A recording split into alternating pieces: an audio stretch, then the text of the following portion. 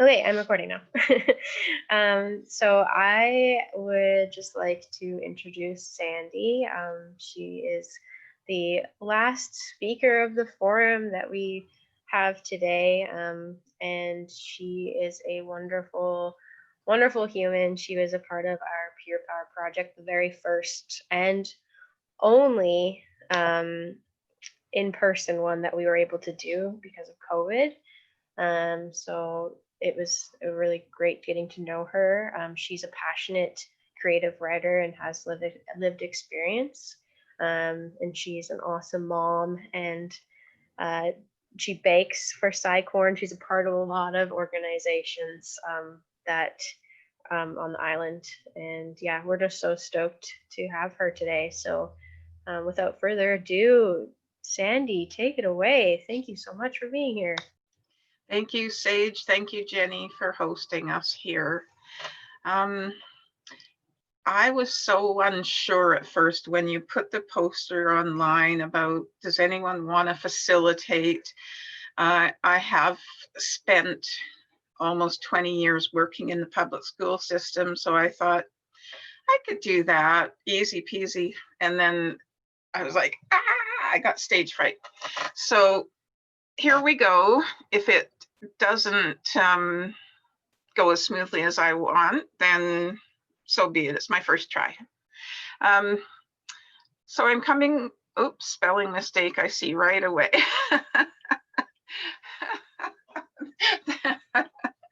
Oh my. I'm going to talk about creative expression. I grew up as a young girl in a very abusive home. I so related to Corey's story, same thing. I did not have my feelings ever acknowledged or tolerated or, talked about or accepted. In our family, there was two levels. There was out and out rage, or there was that shit-eaten grin on your face that told people you were trying to be happy when you weren't. So that was how I grew up. I wrote. I got school workbooks, and I wrote and I wrote and I wrote poems, stories, anything I could get get out of my brain and into, down on paper. That was my way to process my feelings. So it's been a very helpful tool for me through my journey with homelessness, with supporting an adult son who is a person with substance abuse disorder. It's been a huge processing tool for me, and it has definitely helped my mental health process. So creative expression has many forms. I put a few up: journaling, creative writing, art, music, but there are so many other things. The way you decorate your home can be a form of creative expression. The way you dress, like your hair color, all of that is creative expression. I will be focusing mainly on journaling and creative writing today. Okay, journaling, it's well known, it's well documented that it's good for your mental health. When you were a teenager, you might have kept a diary hidden under your mattress. It was a place to confess your struggles and fears without judgment or punishment. It likely felt good to get all those thoughts and feelings out of your head and down on paper. The world seemed clearer. You may have stopped using a diary once you reached adulthood, but the concept and its benefits still apply. Now it's called journaling. It's simply writing down your thoughts and feelings to understand them more clearly. And if you struggle with stress, depression, or anxiety, keeping a journal is a great idea. It can help you gain control of your emotions and improve your mental health. And Okay, these are some of the ways, some of the things that writing, journaling can do for you. Can help you manage anxiety, reduce stress, cope with depression. And it does that by helping you prioritize your problems, your fears and concerns, tracking your symptoms day to day so that you can recognize a trigger and learn better ways to control them. It provides an opportunity for self-talk and identifying negative thoughts and behaviors. I so relate to all of that. When I brought one of my journals out this morning to show as part of this workshop, I opened it up, and inside, like, there was all of this big, dark scribble, pages and pages of it. And I don't even remember writing that, but obviously somewhere along the line I did. But as I went through about a dozen pages, I noticed my writing started to get smaller, better control, more defined, readable. And I went, oh, that's a perfect example of how that can help you. I guess I was reducing stress. I was mad, I was angry and scribbling away. And then after a couple of dozen pages, it was down to nice little neat reading. And even reading it, I felt like, that sigh of just letting something go. So that's what I get out of writing, and that's what I found for you this morning for an example. Okay, creative writing. In creative writing, you get to use your imagination, make a story, pay tribute, design an experience, and so on. If you've had a very traumatic experience or a very sad experience or happy experience, you can build a story around that, and it can be nonfiction. You can just take your thoughts and ideas and turn them into a fictional story using your experience. Okay, creative writing includes poetry or song lyrics as well as stories. And as I listened to Corey speak, I just thought, wow, we're so alike. He made music and wrote song lyrics about his experiences and his trauma. I wrote poetry and short stories. Same thing, it's a processing tool to help you get out what has traumatized you or bothered you or anything like that. So to begin, you decide on your topic. What your story or poem will be about can be based on personal experience or feelings. Oftentimes an idea will just pop into your head and thoughts of details will start pouring in. I find it helpful to jot down these thoughts. I try to keep paper with me everywhere I go, and especially beside my bed, because a lot of the best ideas come as I'm starting to fall asleep at night. And something just pops into my head and it comes pouring out. So if I can write those down, at least to start, I'll have it for when I wake up in the morning. Or if I'm in the car and I need to write something, I would just pull over and find a piece of paper and a pen and start writing down these things that are coming into my head. So it's very helpful to do that, to jot things down. You don't have to choose a title to start with. I find that the title comes as you start forming your story or poem.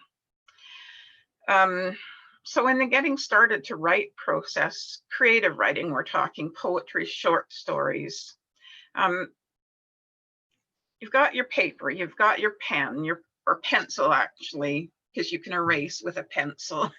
So better to use a pencil.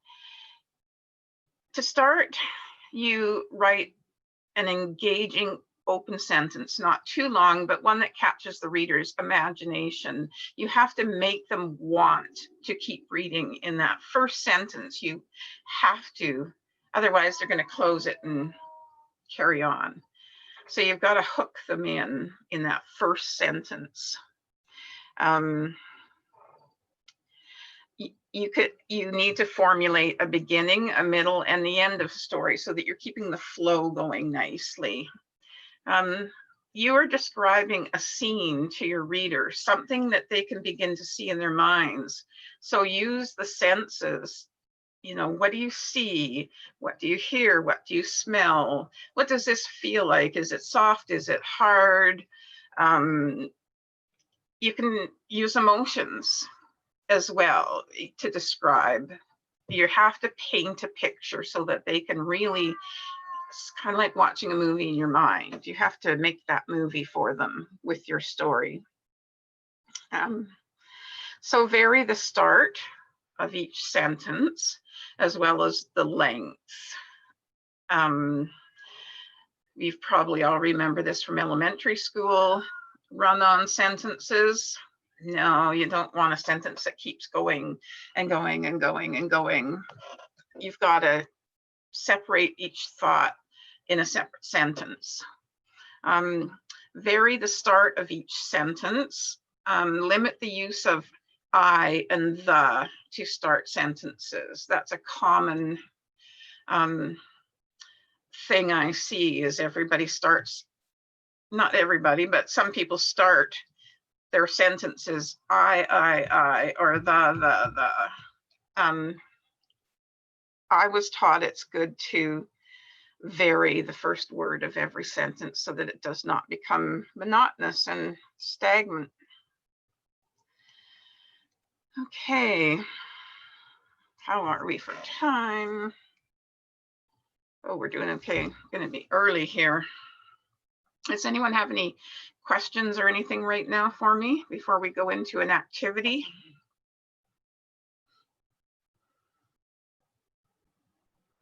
No? Okay. I have a question. Yes. Yeah. I always found it challenging to do creative writing.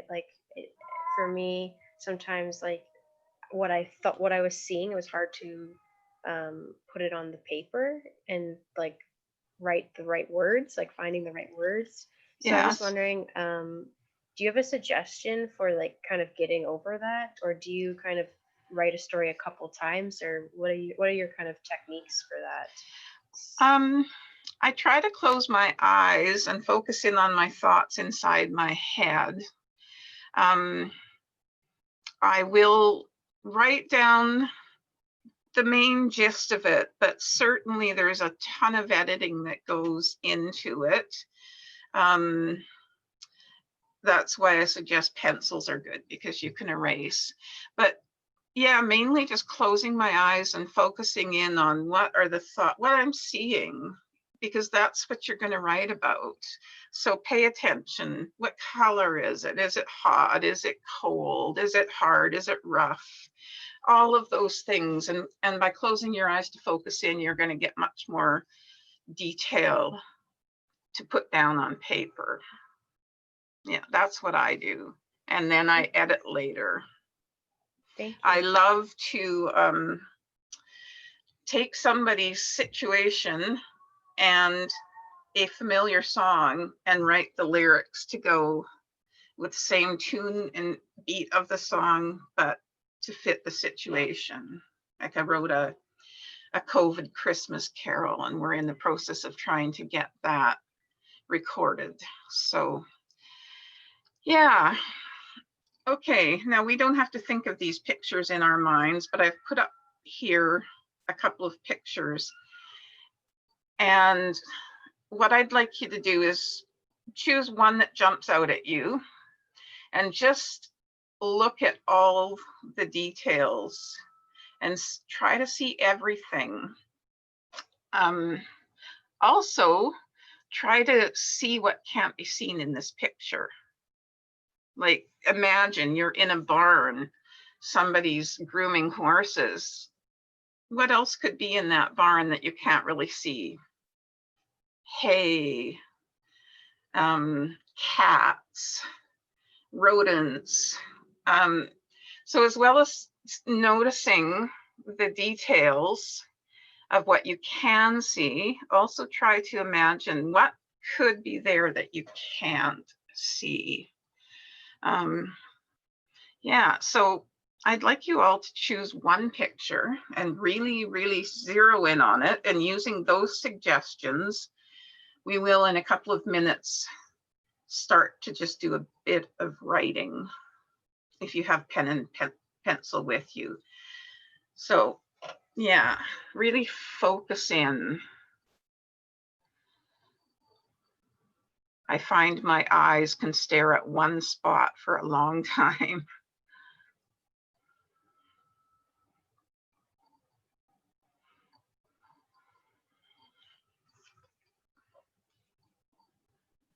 Should we start writing now? Writing whatever? Yes, if you want to start writing now, go ahead. And I mean, just 3 or 4 sentences. Could be suspenseful, it could be whimsical, whatever you have focused in on, you can start writing that anytime. Yeah. Okay, thanks.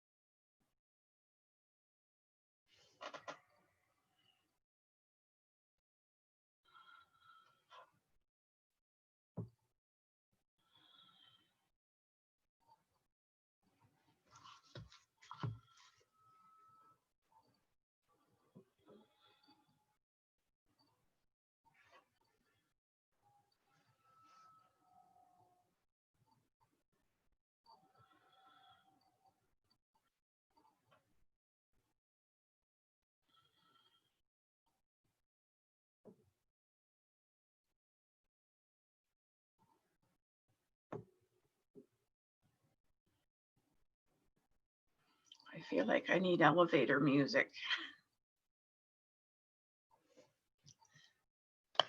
That's how I feel every time I do something like this too, Sandy. Oh dear.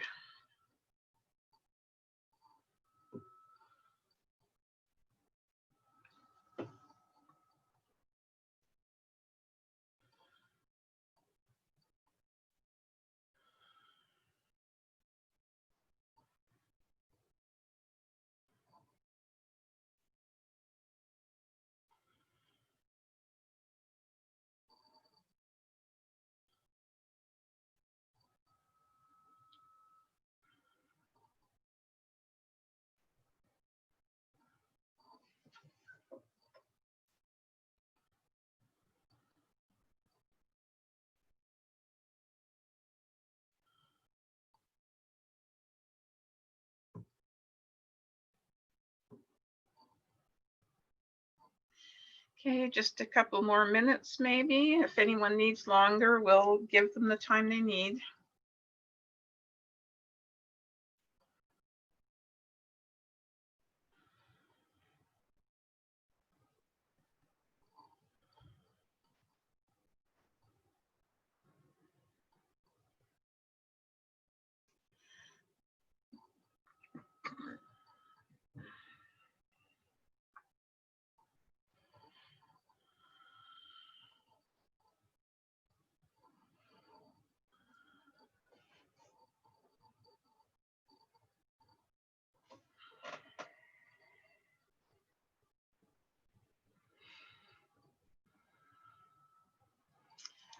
Okay, how's everybody doing?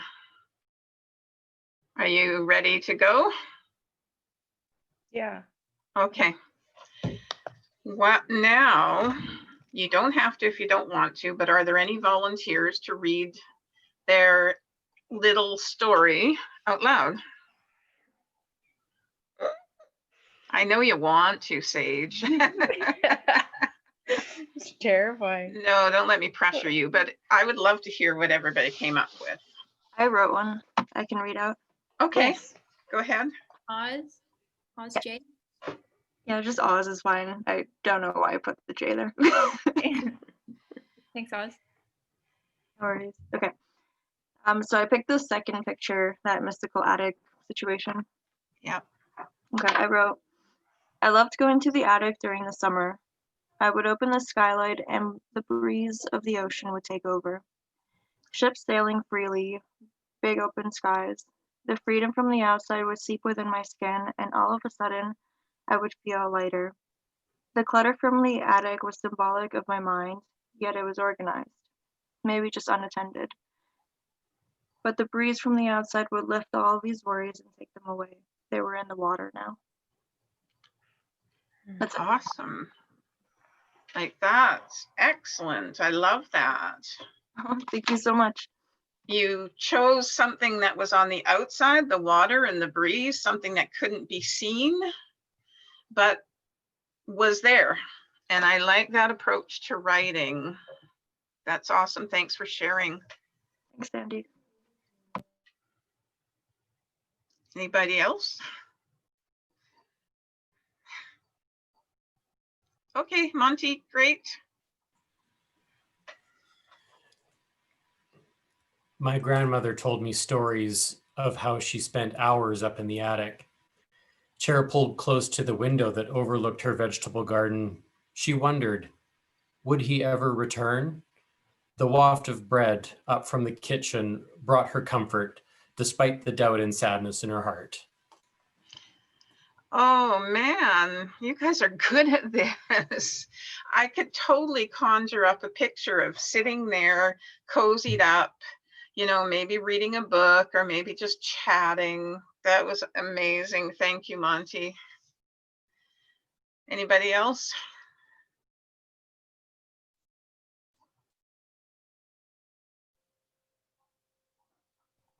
Okay, I'll read to you what I wrote. I actually did mine ahead of time because I would not have been able to do it while facilitating.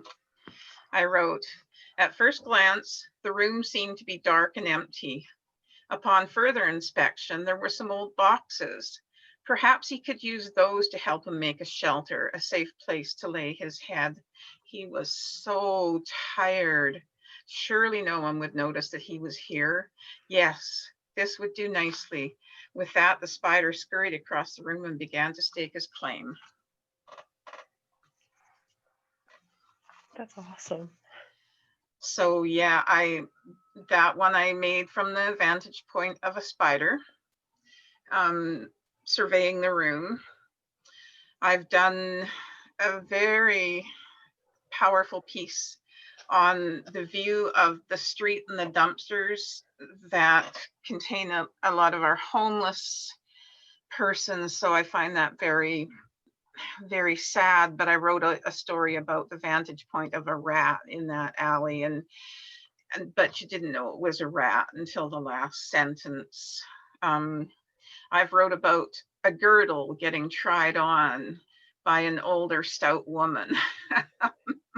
But it was all the girdle was talking. So be really creative and out there. Think out of the box with your writing. Anything can be a creative story. Okay. So this was just a neat quote that I found on the internet. Start writing no matter what. The water does not flow until the faucet is turned on.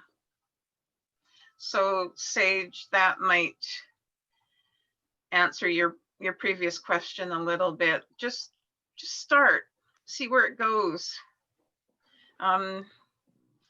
Think about, you know, what you see that you're writing about and what you don't see. Include all of the senses. Just looking at this picture, looks like an ocean. Can we throw out some words that might describe that? Fluid. Fluid, yes, I like it. Frigid, Tumultuous. tumultuous, awesome. Expansive. Expansive, yes. I mean, all of those are excellent words to describe an ocean. So there you go. If you're going to write down at the beach, you've already got those amazing adjectives and to work with. I do believe that's the end of my slideshow. Yeah, there we go. I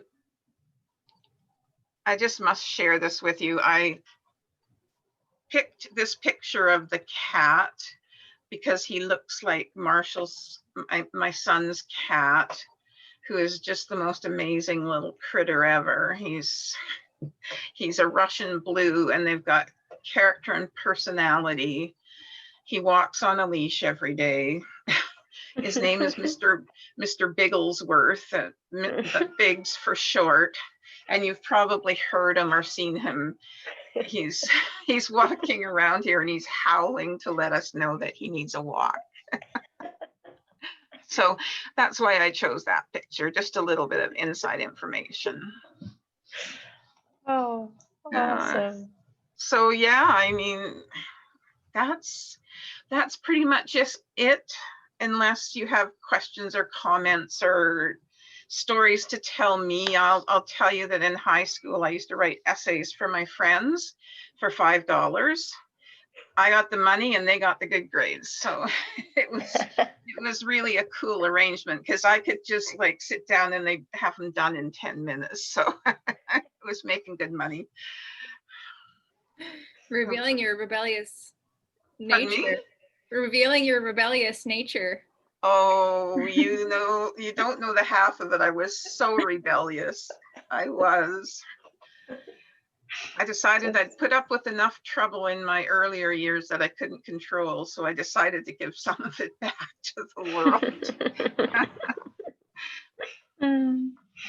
Awesome. Thank you so much, Sandy. Yeah, does anyone have any questions or comments that they would love to ask or say to Sandy? We have the chat, or you can feel free to unmute yourself as well.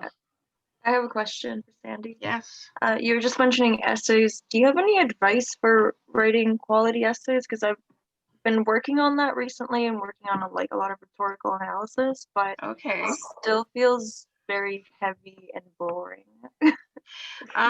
Sure.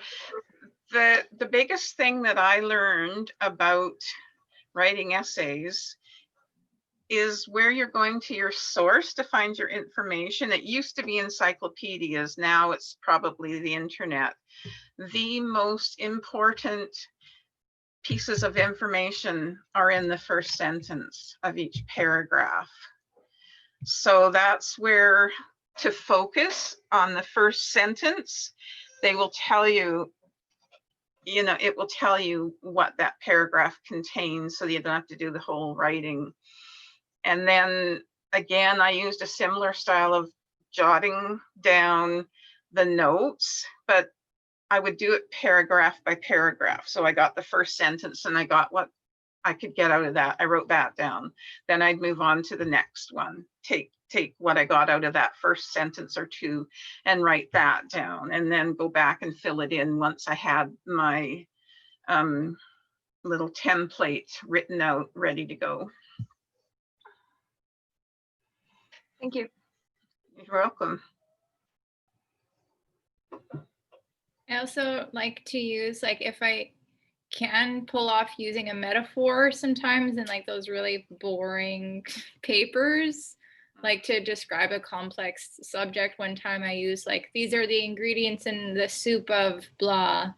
And I was like, that was just sometimes you can make it fly in those dry papers by using those kind of metaphors. Yeah, and simplify it too. I mean, just because what you're reading and researching is dry, you can simplify it down to a much more basic level, and people will be probably able to understand it better. with my training and working with people with autism and other learning disabilities, I've learned that the spoken word goes in and out of the brain in less than 2 seconds, depending on how many words you're saying. The only thing that really the thing that retains the biggest in the brain is the last little bit. So simplify everything, keep sentences shorter, because the language does not stay, the meaning of the language does not stay in the brain for a long, long time.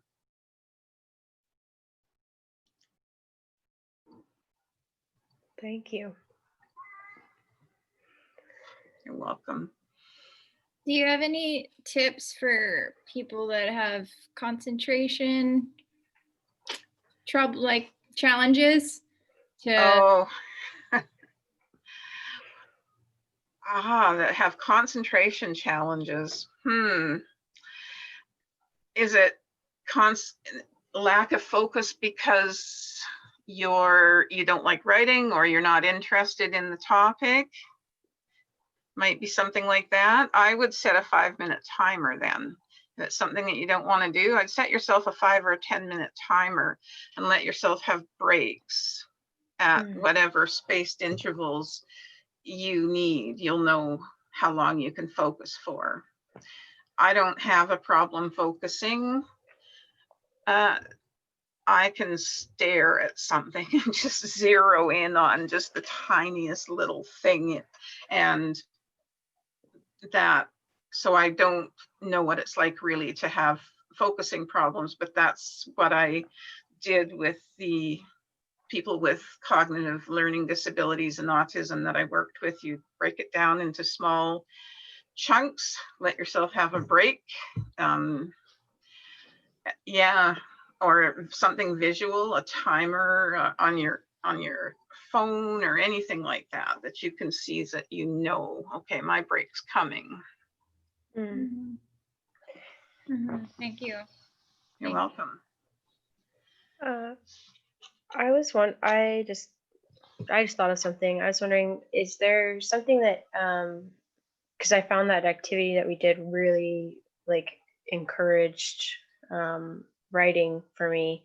So I'm curious if if you would suggest something like that for encouraging writing maybe in someone else, like if or as far as like, you know, wanting someone to journal, feeling like that would be something that they would like, and what are some ways to foster that? For one thing, I'm kind of a visual person, so these are 2 of my journals. I don't know if you can see them. One is Charlie Brown and one is just like a field of wildflowers. I find much more inspired to write when I have a nice book that I want to get into. Yeah, much nicer for me. I want to, okay, I think I skipped over this one, journaling getting started. So I just covered the first one, get yourself a journal. I like one with a pretty cover. Determine a time of day that you would have 5 minutes to set aside for journaling. It doesn't have to be the same time every day, but it's easier to form the habit if your time is predictable. Like maybe you get up early in the morning and could spare 5 minutes over a cup of coffee. Or maybe you could do that before going to bed at night. Try to pick a set time. And then take a few deep breaths. Closing my eyes, I find very helpful so that I can start to focus and begin writing or drawing. Some people express through drawing. You know, my son with substance use disorder, he's a drawer. And he's just become housed after almost 3 years unhoused and being on the waiting list. And wherever he went, he carried a sketch pad with him. And he would draw himself in that environment. And it was profound when I started looking at his art. One where he was sitting outside a 24-hour gas station, and his view from that, because he didn't have anywhere to go that night. So drawing can do it too. When you're journaling, there is no formal format or specific topic. You just write about your daily events, struggles. What are you grateful for? How are you feeling? Journaling is less formal than creative writing. So I would suggest, yeah, starting there. And then reread your writing. That helps to clarify. You've gotten your thoughts and your feelings out, and you've put them on paper. You go over and read them. I find it helps to clarify in my mind, oh, I really was feeling bad, and this is what I'm going to try and do to help myself feel better, that kind of thing. Yeah, it takes about 3 to 5 repetitions of an activity to make the neural pathways into the brain become permanent. Yeah. So repetition. Thank you, Sandy. You sure inspired me today to do some writing after this. So thank Oh, you. I'm glad. I can't wait to hear some, Sage. You can send me some in a card. Okay. Yay. I would love to read it. Thank you. Oh, Douglas just shared something he wrote in the chat. He said, the black cat sat back watching for any movement. Rats, I muttered, are not likely to make it in here. The cat was unmoved. Very awesome. good. Yeah, very good. I mean, that sounded poetic, almost with the rhyming words. It almost sounded like poetry too. Very good. I have another one here. I'm gonna post. Got sent to me, and then got permission to post it here to everyone. I'll try to do that, but I cannot copy and paste it. I'll read it out loud. A day passes by, life moves through. I want to see it flowing and see it moving. Secrets uncontained and unconstrained, and small mysteries reveal what I see as vastness. Along the way, I found my solace. The mystery only lasts for so long. That's from Raz. Oh, I love that. Very mystical, very mystical. You're not,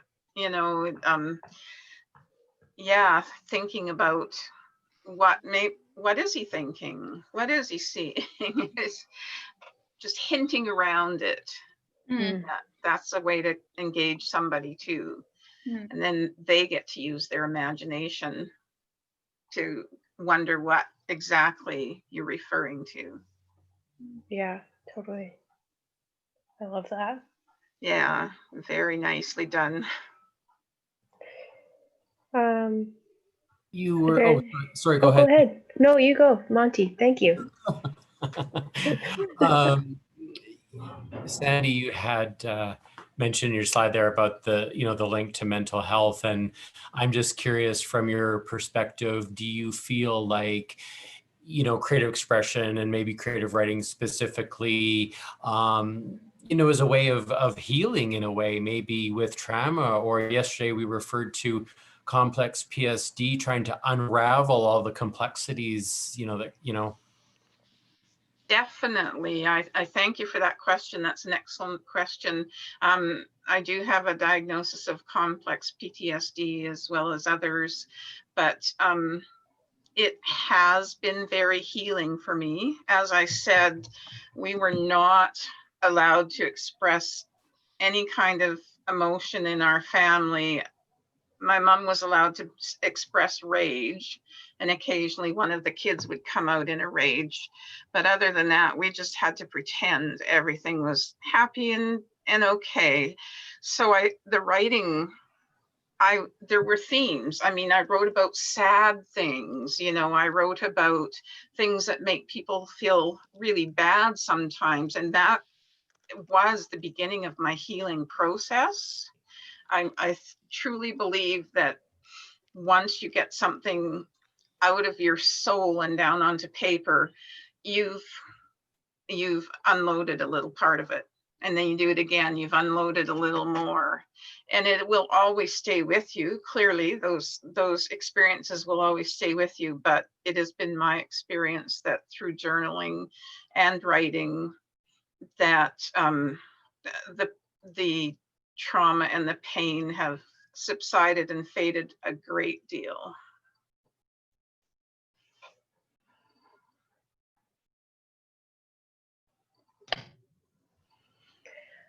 Thank you. Thanks.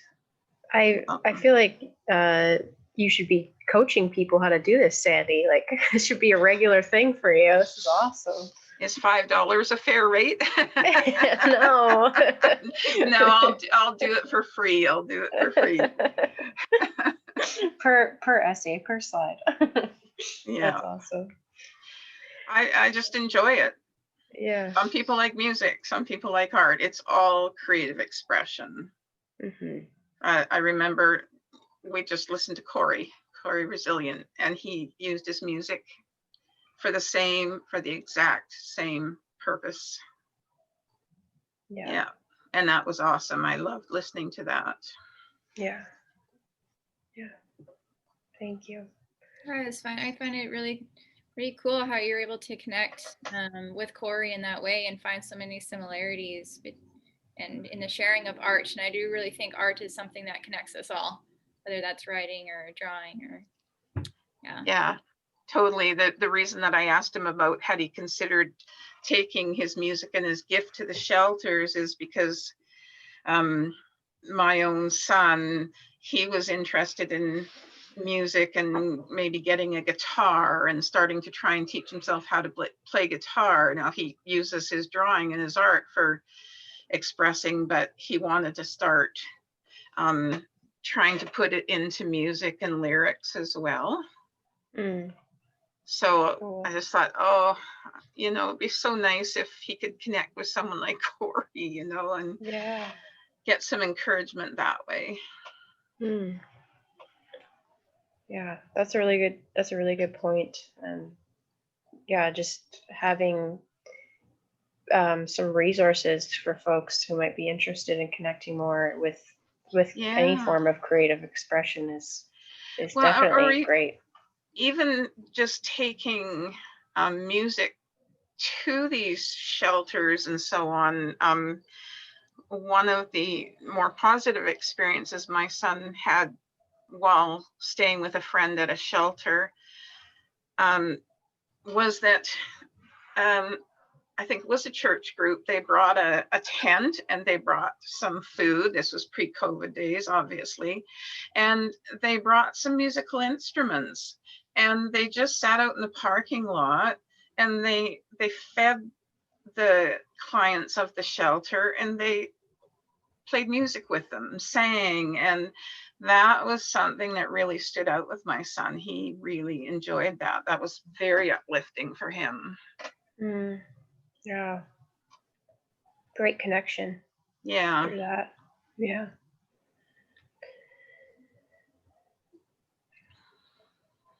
Is there any other questions or comments?